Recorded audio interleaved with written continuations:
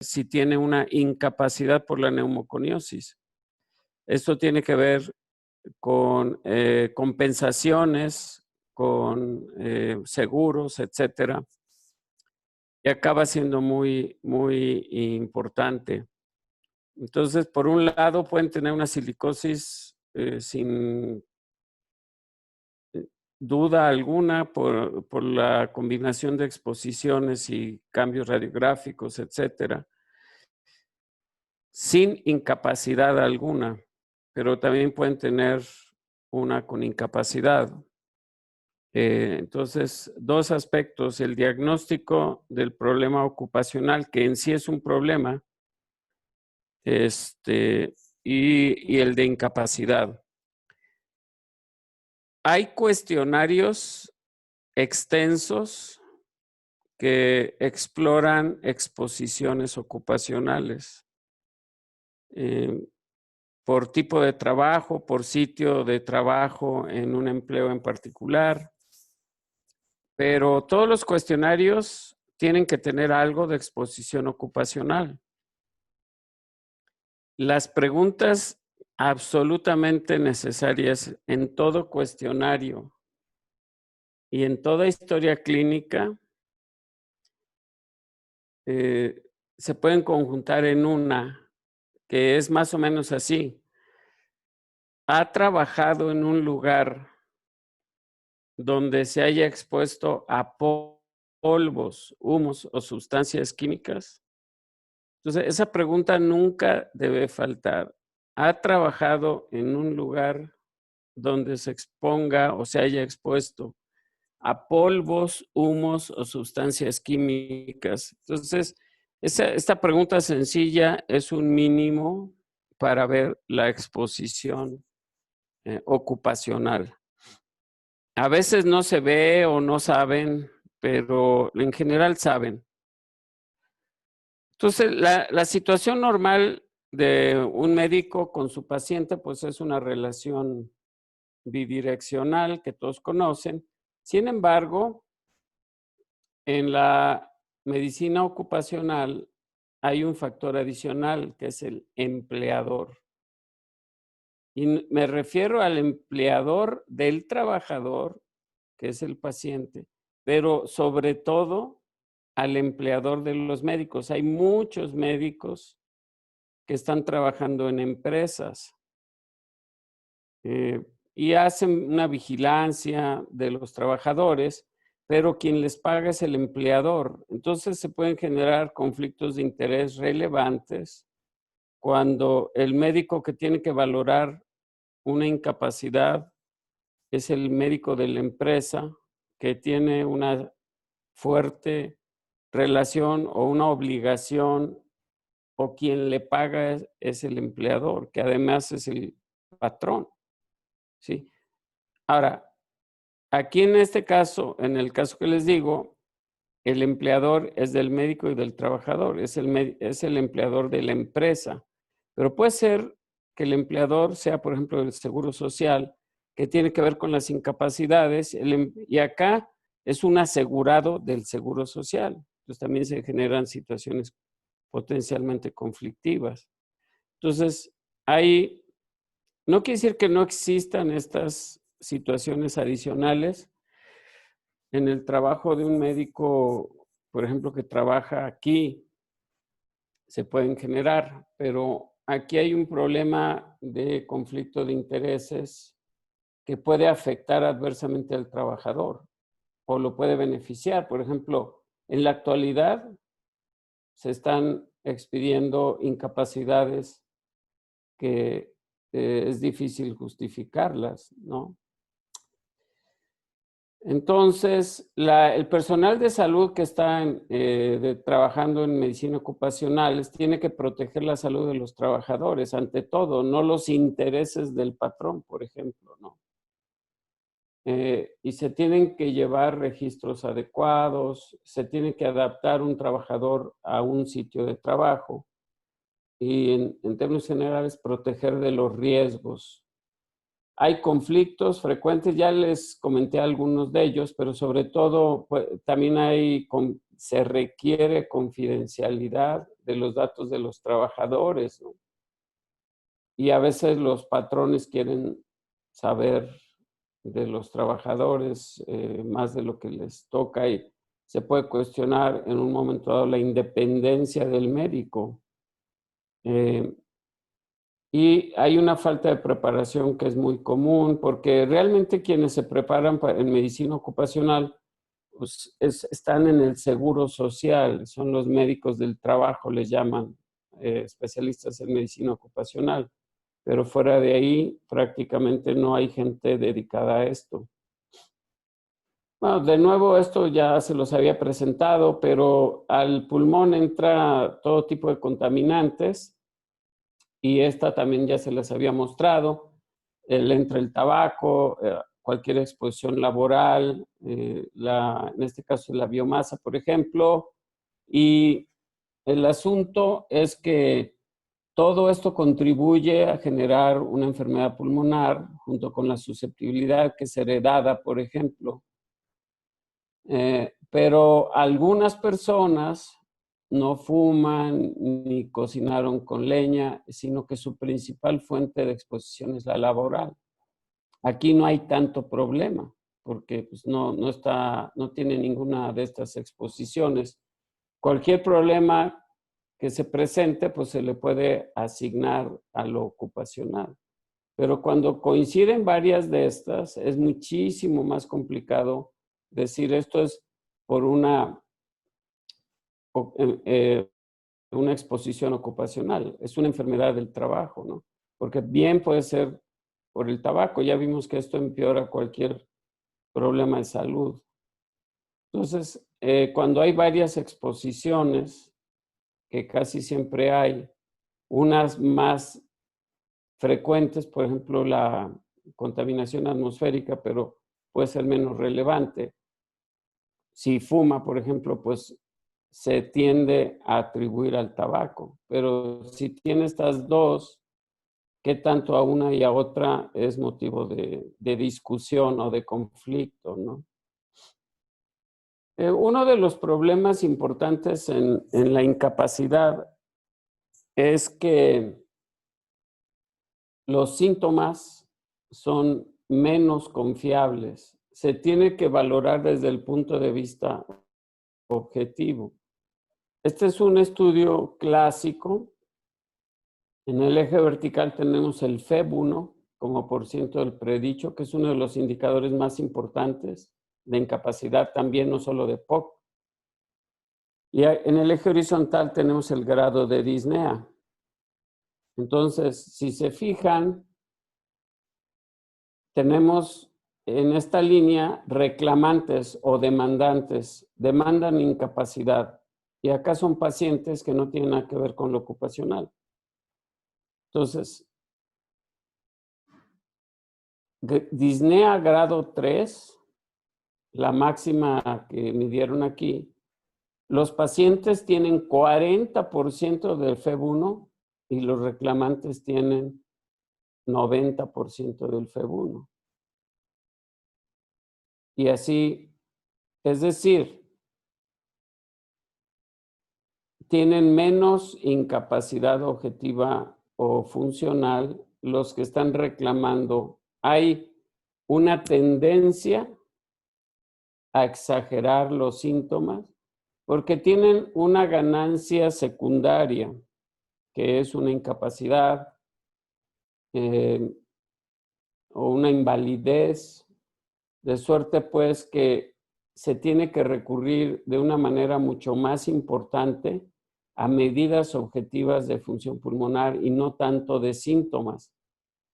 Pues esta persona, por ejemplo, que se queja de disnea grado 3, no es una persona, es un grupo de personas, pero este grupo de personas tiene en promedio un FEB1 de 90%. Esto es desproporcionado.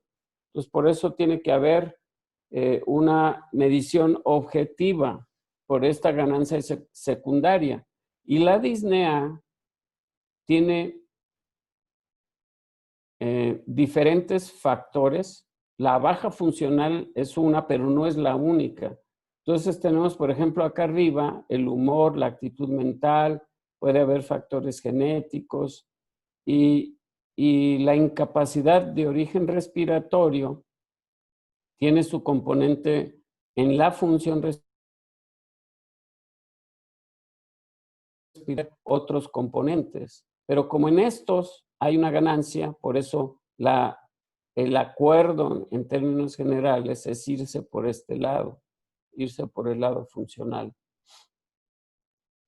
Y lo que se busca en términos generales, y no se logra, pero es lo que se busca, es que dos médicos diferentes, siguiendo las reglas y criterios, deberían obtener los resultados similares, incluyendo el porciento de incapacidad. Esto viene del estudio platino, donde vemos las curvas ROC de síntomas. La curva ROC ideal iría hasta este punto, pero cuando se acerca la curva ROC a esta línea oblicua, es más inútil la prueba. Y esto es para diagnosticar obstrucción. Entonces, vean ustedes, tos o flema, disnea, síntomas, exposición, tienen sobre echarse un volado, gana muy poquito para diagnosticar obstrucción. Pero es solo para reforzar, pues, de que no se pueden basar en síntomas, sino en una evaluación objetiva. Y por supuesto, por ejemplo, pensando en la espirometría, se tienen que tomar en cuenta el tipo de equipo, los valores de referencia, también, es decir, el control de calidad de la espirometría, que siempre ustedes dicen, pues es grado A, o no hay una buena repetibilidad, etcétera. No, aquí es todavía más importante, porque de esa valoración no solo va a depender un diagnóstico, entre comillas, sino también si se le asigna o no se le asigna incapacidad. Entonces, los valores de referencia pueden dar 10, 20% de diferencia en un valor predicho, y eso puede que lo haga caer, dependiendo del valor de referencia, en incapacidad o no incapacidad. Entonces, las pruebas de función, pues puede compararse en forma longitudinal. Hay muchos trabajos donde por ley se les pide una espirometría anual. ¿Con qué fin? Pues con el fin de identificar en forma temprana a una persona que tiene una caída acelerada de función. Y entonces esa persona tiene que salir del lugar donde está, tiene que irse para otro lado, salvo que uno diga, bueno, pues es que es un fumador empedernido, ¿no? Entonces, la evaluación transversal es la que se hace habitualmente con los valores de referencia, que hablamos un poquito de eso, y la longitudinal es la misma persona haciendo una espirometría anual, y la idea es ver si va cayendo rápido o no. Entonces, por ejemplo, aquí tenemos la edad en el eje horizontal, la edad, y acá tenemos el FEB1 como % del predicho. Entonces, imaginen una persona, y aquí vamos a poner en 70%, o no, aquí está el límite inferior de la normalidad, ¿sí? Entonces, imaginen una persona que empieza con un FEB1 del 120%, una persona sana, pero tiene una función alta encima del promedio. Y tiene una caída de 100 mililitros por año. Normalmente la caída es de 20 a 30 mililitros por año. 30 en hombres, quizá 25 en mujeres, un poco menos en mujeres. Pero esta persona que empezó aquí a los 40 años está cayendo 100 mililitros por año. Es una caída acelerada. Pero ustedes le hacen un estudio transversal aquí y está en 110. Lo van a dar de normal, pero ya cayó 10%. Pero vámonos hasta acá. En este punto le hacen una espirometría y salen el 85% de FEB1. Entonces dicen, pues está normal, ¿verdad? Pero para este punto ya perdió 35% de su función. Entonces, por eso es tan importante en este tipo de personas el seguimiento funcional, porque puede detectar caídas más rápidas en el trabajador, en, que no se detectan con estudios transversales. Esta es la caída esperada en un momento dado, 30 mililitros por año en hombres, 25 en mujeres. Entonces, de nuevo, la variación en un estudio transversal es muy ancha, más o menos 20%, póngale del 80 al 120%, pero la variación longitudinal es mucho más pequeña. Piensen más o menos en un 5%. Entonces, cuando se repite una espirometría, tiene que quedar dentro del 5%. Entonces, por eso es mucho más preciso las mediciones repetidas de, eh, de función pulmonar. Y bueno, esto se sabe en el ambiente ocupacional desde hace muchísimo, se sabe en el ambiente de POC también. Ahora se está descubriendo, entre comillas, para los de fibrosis pulmonar, pero pues es un conocimiento muy antiguo, ¿no? Ok.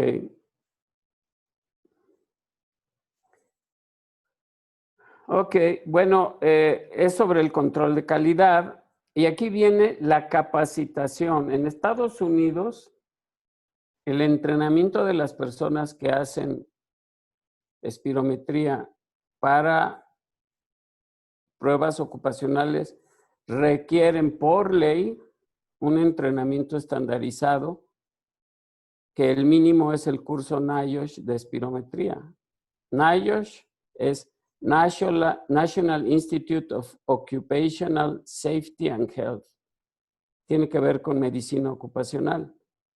NIOSH hizo el curso, que muchos de ustedes ya lo tomaron, aunque en México no es obligatorio para estos fines. De hecho, no hay muchos gentes que hacen espiros en el ambiente laboral de México que lo han tomado con nosotros, pero no es obligado por la ley de México.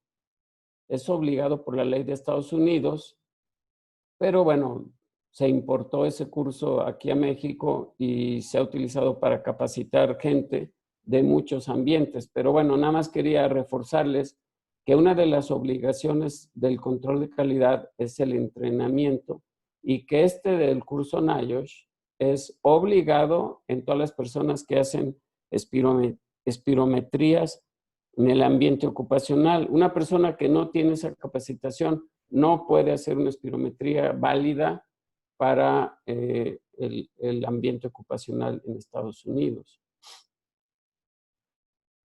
Que, de nuevo, esto que han visto en muchas ocasiones, lo mínimo que se tiene que considerar del pulmón no es el total, es su función en intercambio.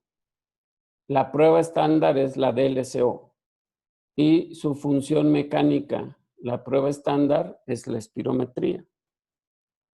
Hay otras, pero el estándar de intercambio es la DLCO. Más sencillas pudiera ser una oximetría, etcétera, pero no, el estándar es DLCO mecánica. Hay otras funciones del pulmón, por ejemplo, una que en este momento es importante, pues son los mecanismos de defensa, ¿verdad? Esos se pueden evaluar desde ciertos puntos de vista, pero normalmente ni los consideramos. El otro es el control respiratorio, que hemos mencionado algunas cosas de la respuesta a la hipoxemia y a la hipercapnia, pero lo elemental en el ambiente ocupacional es intercambio y mecánica.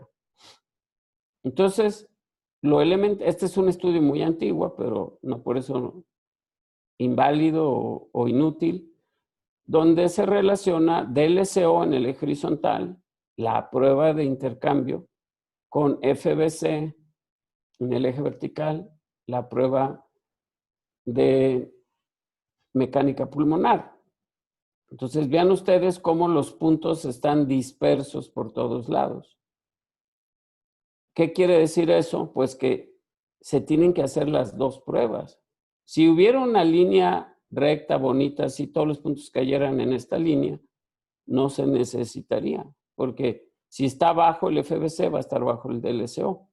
Pero vean ustedes aquí, por ejemplo, tenemos, vamos a ver en esta. Esta es más fácil de entender, pues. Estas son pacientes con enfisema y aquí tenemos como punto de corte el 80%, DLCO en el eje vertical, FEB1 en el eje horizontal. Entonces se generan 4 cuadrantes. Este cuadrante y este cuadrante son concordantes.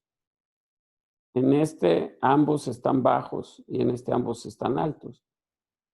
Aún así hay una gran dispersión, ¿verdad? Entonces, por ejemplo, con el FEB1 del 30%, la DLCO puede estar entre el 70 y tantos y el 20%. Entonces se necesitan las dos pruebas. Pero estos son discordantes, estos dos.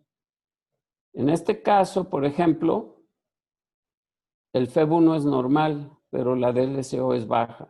Y en este, al revés, la DLCO es normal, pero el FEB1 es bajo.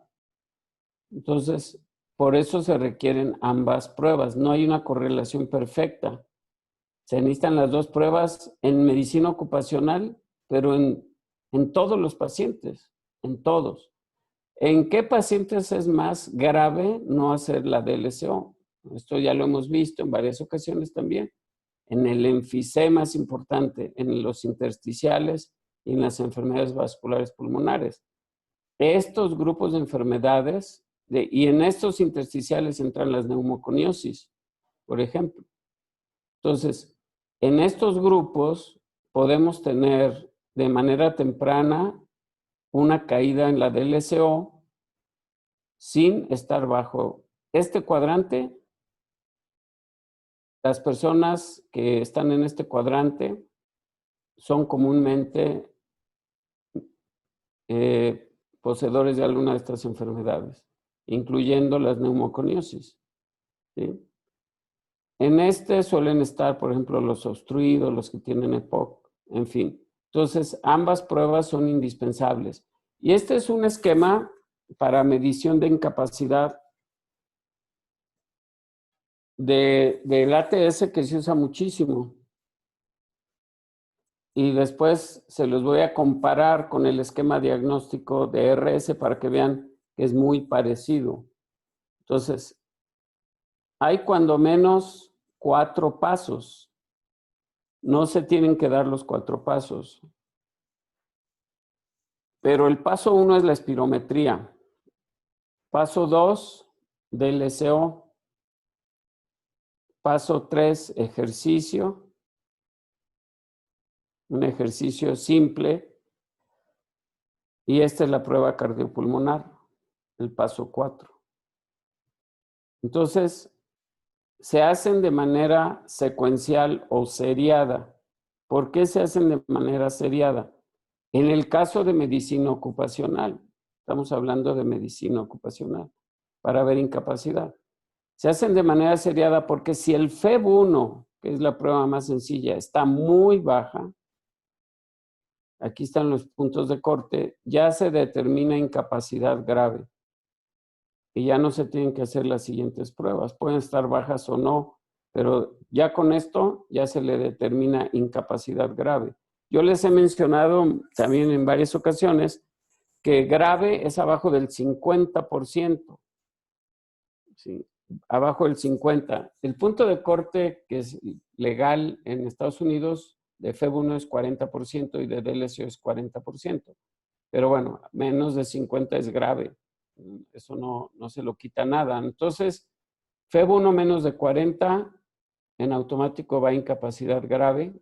Claro, aquí tienen que fijarse que haya hecho una buena maniobra, buen esfuerzo, buena reproducibilidad, porque de nuevo está la tendencia a no soplar. ¿Por qué? Pues porque saben que si sale bajo, lo van a incapacitar. Si sale alto, no lo van a incapacitar. Entonces, pueden fingir aquí, pueden fingir acá, pueden fingir acá o acá, pero hay maneras, ustedes las conocen, lo que pasa es que luego no captan bien por qué se les insiste tanto en el control de la calidad, pero este es un ejemplo estupendo, ¿no? Ustedes van a ver que hizo 3 maniobras que se superponen una con la otra y no difieren nada. Entonces ustedes saben que esa persona no está fingiendo, eso que está sacando es lo real. Pero si no tiene repetibilidad, pues no es válida la prueba y así se le pone al resultado. No hizo una prueba reproducible y por lo tanto no se puede valorar la incapacidad. O acá, ¿verdad? Oye, pues dijo que ya no pudo caminar al primer minuto y la frecuencia cardíaca no le subió, la frecuencia respiratoria tampoco, no se desaturó, entonces pues, no hizo esfuerzo, no van a determinar incapacidad. Entonces, bueno, aquí es esencial el control de calidad y ver la calidad de la prueba para poder juzgar. Entonces, solamente se pasa al paso 2 si esto no se cumple ninguno de estos criterios. Si en la DLSO tiene menos de 40, se pasa en capacidad grave. Y si no, se tiene que brincar a alguna de estas pruebas. Esta es la prueba cardiopulmonar. Se pide poco, pero es muy útil. Entonces, esta es la secuencia para medicina ocupacional. Pero también es la secuencia para diagnósticos clínicos, ¿no? Entonces, Espiro, luego DLSO, y si se requiere porque queda duda, pues se va hasta el ejercicio, ¿no? Entonces, este es el esquema de ATSRS. Entonces, ustedes pueden ver, es mucho más complejo este esquema porque no solo lo ocupacional o incapacidad, pero en la primer fase está la Espiro. Esto es Espiro. Luego hay una fase intermedia que es volúmenes, TLC. Esto sirve para ver si hay restricción o no. Y luego viene la siguiente fase que es de LSO. Es el mismo esquema, solamente que para medicina ocupacional la TLC no jala. Hay que concentrarse en esto y en esto. Y ya no aparece aquí el ejercicio, ¿sí? Es el mismo esquema. Entonces, por ejemplo, Espiro normal, DLSO bajo, vasculitis, neuropatía intersticial, enfisema, anemia o carboxihemoglobinemia. Entonces, dentro de esto están las neumoconiosis. Son los que más quedarían con un Espiro normal, quedarían pues, sin incapacidad, pudiendo estar baja la difusión y tener una incapacidad. La gasometría en términos generales para incapacidad no ayuda, salvo que haya hipoxemia, ¿verdad? Porque la hipoxemia, sobre todo cuando se acompaña de hipertensión pulmonar, pues incapacita y es un diagnóstico de gravedad. Pero la correlación, el estándar de oro, en términos generales, es el consumo máximo de oxígeno en una prueba cardiopulmonar. Pero como este es el estándar de oro en términos generales. Pero como es una prueba compleja, se hace en pocos lugares, por eso se va hacia las pruebas sencillas y reproducibles que están acá. Pero se llega, en caso de duda, hasta la prueba máxima. Y la gasometría tiene una correlación bastante mala. Esta es la saturación y la PCO2 contra el consumo máximo de oxígeno. Si se fijan, los puntos están por todos lados. Entonces, sí se ve una cierta tendencia a que a menor saturación haya menor consumo máximo de oxígeno, pero no es tan confiable. Por ejemplo, aquí tiene 80% de saturación, pero tiene un consumo máximo de oxígeno en 75%, que no está nada mal. Entonces la gasometría no es tan útil ni tampoco las pruebas más sofisticadas o sensibles, la vía aérea menor, la distensibilidad pulmonar, los volúmenes, ventilación máxima, la cosa esta de el, ah, la de oscilaciones, las pruebas de oscilaciones que tiene la R5, la R20, porque no son muy reproducibles. Entonces, expiro, DLCO y ejercicio. Entonces, la prueba de ejercicio, como la cardiopulmonar, bueno, pues es más invasiva, es cara, tiene menos estandarización que el expiro, ¿verdad? Entonces, no se usa en extremos de la función. Si está muy, muy baja la función de expiro, pues ya vieron, se puede incapacitar y ya no necesitan hacer una prueba de ejercicio, porque pues ya saben que es una persona muy limitada. Pero tampoco si todo está bien aparentemente, ¿no? Es más que nada para cuando queda duda con las pruebas sencillas. Entonces, ¿cuándo es útil? Pruebas rutinarias poco confiables. Disnea desproporcionada. Tiene un FEV1 del 90%, pero se queja de una disnea tremenda. Bueno, pues hay que tratar de hacer otra prueba, ¿no? Sobre todo en medicina laboral, porque pues puede ser que no esté bien medido algo, ¿no? Entonces, cuando hay un cofactor y el VO2 máximo es el estándar porque una carga de trabajo que requiere 40% del consumo máximo de oxígeno se puede sostener por una jornada. Pero si está más abajo de eso, ya no se puede sostener, ya no, es un trabajo desproporcionado para la persona. Entonces, hay varias guías para el ejercicio en evaluación laboral y, por ejemplo, vean, vamos a ver esta. No está indicado el ejercicio cuando no hay impedimentos sin disnea en el trabajo. ¿Cuándo está indicada? Disnea en el trabajo. Disnea desproporcionada. Cofactor no, limitante no detectable por pruebas de función respiratoria, ¿no? Por un cardiópata, por ejemplo.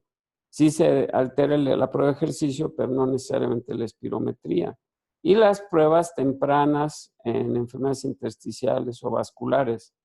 Pero curiosamente, estas indicaciones son las mismas indicaciones para hacer una prueba de ejercicio en la clínica.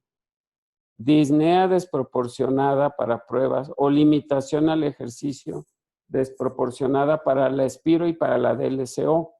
Si te la explicas por la DLCO baja o por la expiro, pues ya no se requiere estrictamente. Pero si está desproporcionada para la expiro y la DLCO, es importante hacer una prueba de ejercicio. Y esas son las indicaciones también en el ambiente laboral. Ok, la valoración funcional tiene muchas limitaciones, ¿verdad? Hay varios sistemas de medición. Ahorita les voy a mostrar unos de México, pero en Estados Unidos, por ejemplo, está el de la Asociación Médica Americana, el del ATS, también hay uno de RS, y no necesariamente son basados en evidencia, los estándares se van mejorando. Hay lugares donde se hacen muy bien, casi no hay litigios sobre la calidad de la evaluación, pero hay otros lugares donde tienen una tasa de litigios altísima porque cuestionan la valoración. Y hay una heterogeneidad en el daño funcional, la correlación de las pruebas de función y el consumo de oxígeno es pobre o regular. Eso ya lo vimos en algunas de las diapositivas. No son diagnósticas las pruebas de función. O sea, aquí estamos hablando de incapacidad, no de pruebas diagnósticas y dependen del esfuerzo y de las ganas, ¿no? Pero un trabajador puede que no tenga ganas de hacer un buen esfuerzo de FEV1 para ver si pega. Entonces, esa es la situación adicional. Hay ciertas inconsistencias en las valoraciones. Por ejemplo, 65 revisores de un caso laboral en Estados Unidos ofrecieron diferencias de incapacidad hasta del 85%. 25% diferían más del 10% en Texas. Y el 65% de los litigios se basan en la inconsistencia de la metodología. Entonces es un problema internacional, pero en algunos países pues es peor. Aquí cuando menos hay esquemas legales y etcétera, ¿no? Que hay criterios en general los que les mostré valen para EPOC, valen para fibrosis pulmonar, neumoconiosis, pero hay criterios especiales de incapacidad. El de asma, el de cáncer de pulmón y el de apnea del sueño. El de cáncer de pulmón es su sola presencia, ya lo incapacita gravemente. Tiene que ver el pronóstico y tiene que ver la limitación que implica tener un cáncer. Entonces, ahí no se necesita el FEB1X o el DLCO. Ese es incapacidad directa. En el asma, vamos a verlo con un poquito más de detalle, pero alguien puede tener una función normal, pero también se tiene que tomar en cuenta qué tipo de medicamentos, qué tantas crisis graves hace. Hay personas que son lábiles y hacen una crisis en segundos, que quizá los pone al borde de la muerte y puede pasar en unas horas, inclusive, o puede durar y al rato estar normal la función.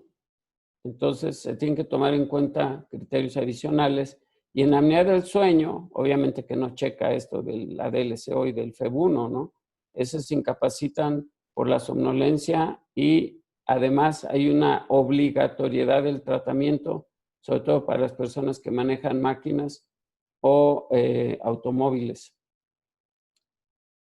Entonces, este es el sistema AMA, que es parecido, FBC, FEB1. Es básicamente lo que vimos en el esquema secuencial. Aquí incluye la Espiro, la DLCO y el ejercicio máximo. Y aquí vienen las clases con el % de incapacidad que se les asigna a los trabajadores. Y la clase 4 es la que venía en el esquema secuencial. Vienen los mismos números y un consumo máximo de oxígeno menor o igual a 15 mililitros por kilo. Ya es una incapacidad grave o grado 4. El sistema ATS lo da como grave y son los mismos puntos de corte, exactamente los mismos puntos de corte que habíamos visto.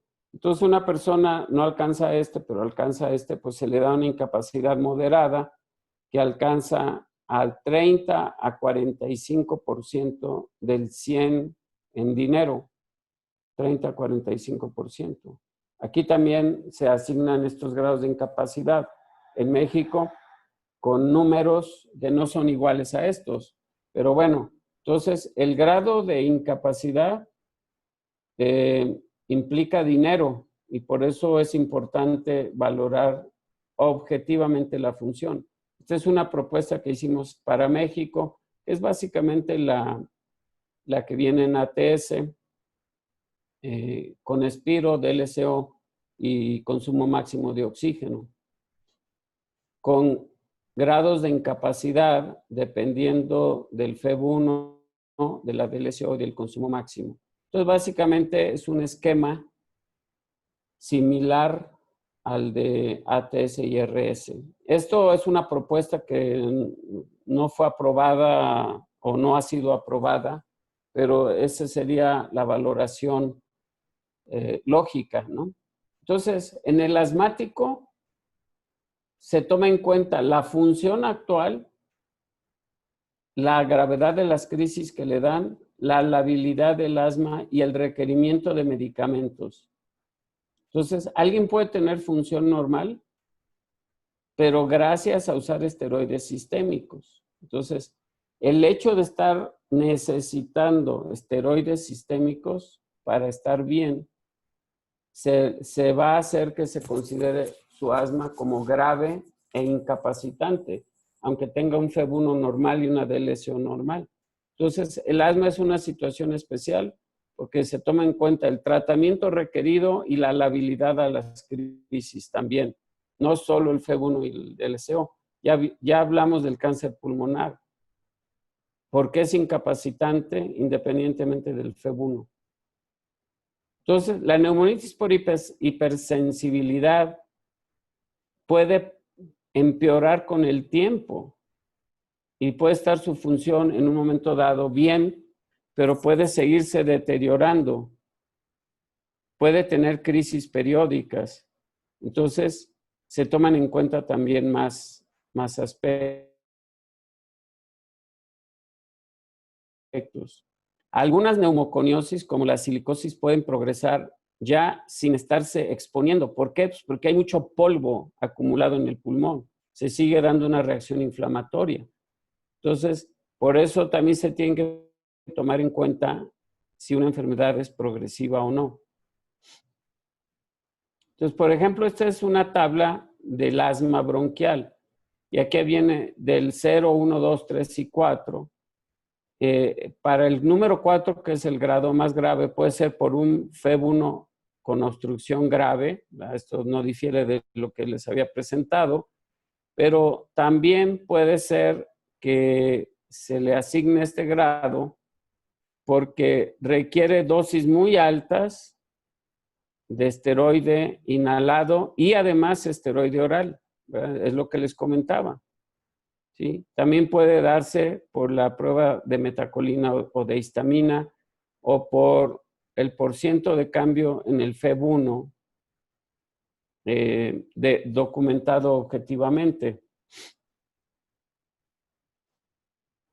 Entonces, por ejemplo, el grado más grave es un asma sin control a pesar del tratamiento máximo o un FEV1 menos del 50 a pesar del uso de prednisona, pero puede estar grave con una función mucho mejor, pero requiriendo prednisona. Ok, yo con esto voy a terminar aquí por si hay alguien que quiera hacer alguna pregunta, algún comentario.